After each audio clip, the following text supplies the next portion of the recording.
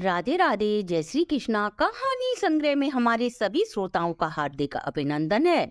भक्तों, आज की वीडियो में हम ज्येष्ठ महात्म्य में जल दान की महिमा का वर्णन जानेंगे। जो भी भक्त इस माह में प्रतिदिन प्रातः स्नान आदि कर इस पवित्र महात्म्य को सुनता या सुनाता है, हरि कृपा से उसके सभी मनोरथ पूर्ण हो, अंत में विष्णु लोक हो जाता है। मैं आप लोगों के लिए नित्य ज्येष्ठ महात्म्य के एक दिन की कथा लेकर आऊंगी, ताकि आपको संपूर्ण ज्येष्ठ मास के पुण्य फल प्राप्त हो सके।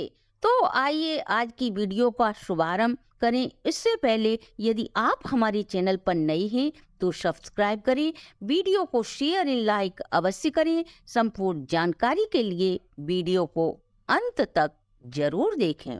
एक बार ऋषियों की सभा में सभी ऋषि एक स्वर में स्कंद जी से बोले, हे सदानंद, हमने आपके मुख से वैशाख माह का महात्म्य भली प्रकार सुना, परंतु अब भी हमारा मन तृप्त नहीं हुआ।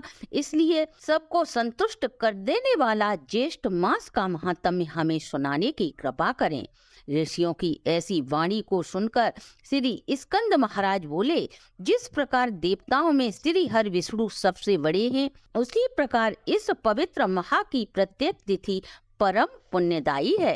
इस परम पुण्य माह में जल पिलाने का विशेष महत्व होता है। इस माह में अल्प दान भी दीर्घ फलदायी माना जाता है। ज्येष्ठ माह में अगर सच्चे मन से श्री हरि विष्णु की पूजा कथा सुने तो हमें वैकुंठ धाम की प्राप्ति होती है। इस माह में अन्नदान, फलदान, जलदान, पंखा दान, जूता अथवा चप्पल दान करने से व्यक्ति अपार सुख की प्राप्ति होती है।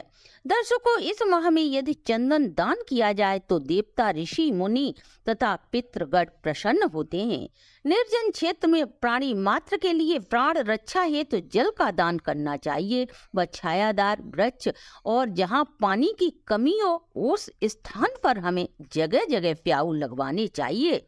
आगे ऋषि कहते हैं, हे शिष्यों, जो मनुष्य समक्ष होते हुए भी ज्येष्ठ माह में जल जैसे सुलभ का दान नहीं करता, जो हमें जल आसानी से प्राप्त हो जाता है, उसका दान प्रत्येक व्यक्ति कर सकता है। अतः यह दान हमें अवश्य ही करना चाहिए।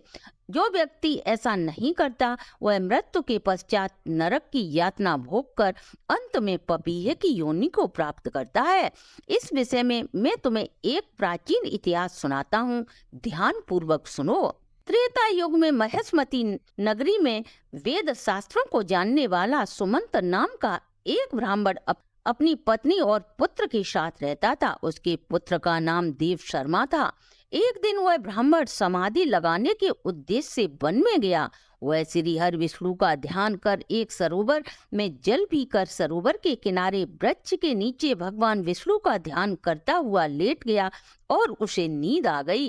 अब तो जो भी जंगली जानवर वहां जल पीने आता वह उस ब्राह्मण के डर से भाग जाता। इस प्रकार वह जानवर जल से वंचित रह गए और कुछ छोटे मोटे जानवर तो प्यासे रहने के कारण उनके प्राण ही छूट गए। जब सूर्य देव अस्त हो गए तब वह ब्राह्मण अपने घर वापस आ गया। अनजाने में उससे हुआ पाप भी उसके साथ आ गया।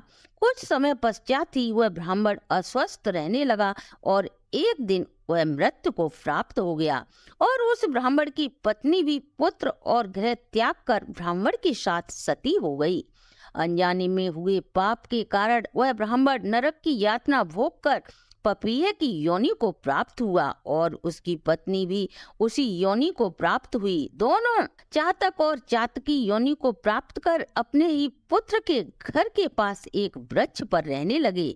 चातक अपने पूर्व जन्मों के पापों को याद कर जोर जोर से रोता।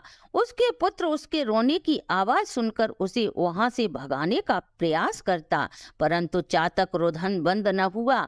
थक हार कर उसके पुत्र ने उस वृक्ष में ही आग लगा दी, जिससे चातक और चातकी के पंख झुलस गए और वह घायल होकर पृथ्वी पर गिर पड़े और आपस में अपने कष्टों को कहने लगे। जब उसके पुत्र ने उसकी बातें सुनी तो उसे बड़ा ही विस्मय हुआ। अरे, यह तो मेरे ही माता पिता हैं। उसी क्षण वह ब्राह्मण पुत्र श्रेष्ठ ऋषियों की शरण में गया और अपने माता पिता का समस्त वृतांत सुनाकर उनके उद्धार का उपाय पूछने लगा। तब ऋषियों ने बताया, तुम्हारे पिता पर पूर्व जन्म में अनजाने में किया गया यह पाप है, जिसकी मुक्ति के लिए आप जलदान करें। तब ब्राह्मण पुत्र ने अपने माता पिता के निमित्त निर्जन वन में प्याऊ और जलाशय का निर्माण करवाया, जहाँ पर आने वाले मनुष्य पशु पक्षी जल पीने लगे। उसके पुत्र के इस पुण्य प्रभाव से उसके माता पिता चातक चातकी की योनि को छोड़कर अपने पुत्र को सुख समृद्धि का आशीर्वाद देकर वैकुंठ धाम चले गए। इस प्रकार ज्येष्ठ मास में जल का अत्यधिक महत्व है। जो भी मनुष्य इस पवित्र माह में जीव जंतु मनुष्य आदि के लिए पानी की व्यवस्था करता है, वह इस लोक के समस्त सुख भोग कर अंत में विष्णु लोक को जाता है। बोलिए सभी भक्त ओम नमो भगवते वासुदेवाय नमः। आप आपके परिवार पर सदा श्री हर सहित भगवती लक्ष्मी की सदा कृपा दृष्टि बनी रहे, इसी शुभकामना के साथ अगर आपको हमारी प्रस्तुति अच्छी लगी हो तो आप हमारे चैनल को लाइक, सब्सक्राइब और शेयर करें।